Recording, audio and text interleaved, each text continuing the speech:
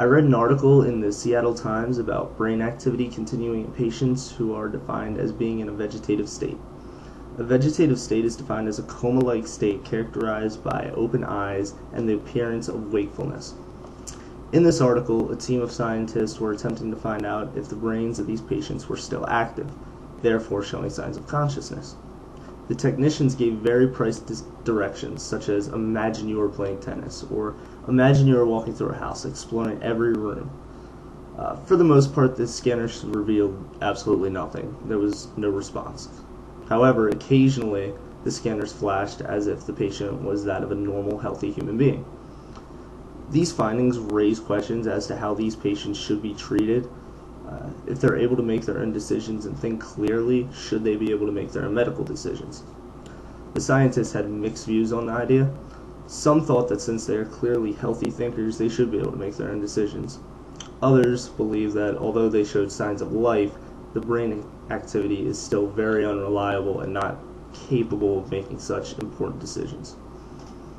After reading The Nature of the Soul and Its Relation to the Body by Plato, I think it's safe to say that Plato would back the patients. His philosophy is that the mind and the body are two separate things. He states this many times. In fact, Plato defines death as the separation of the soul from the body, which clearly differentiates the two. Even though the physical form of the body no longer works for the patients, the mind clearly does, as revealed by some of the scanners, which to Plato is a sign of life. Therefore, they should be able to make their own decisions. Descartes, like Plato, would also probably back these patients. His most famous quote, "I think, therefore I am," basically says it all. The brain shows signs of life, therefore the person is still living. To Descartes, the soul is a thinking thing, the body is nothing but the mechanical being. The body is actually, in fact, a prisoner of the mind. So even if this body is in a vegetative state and doesn't perform, it's not saying that the mind still doesn't. So he also has a very unique way of defining death.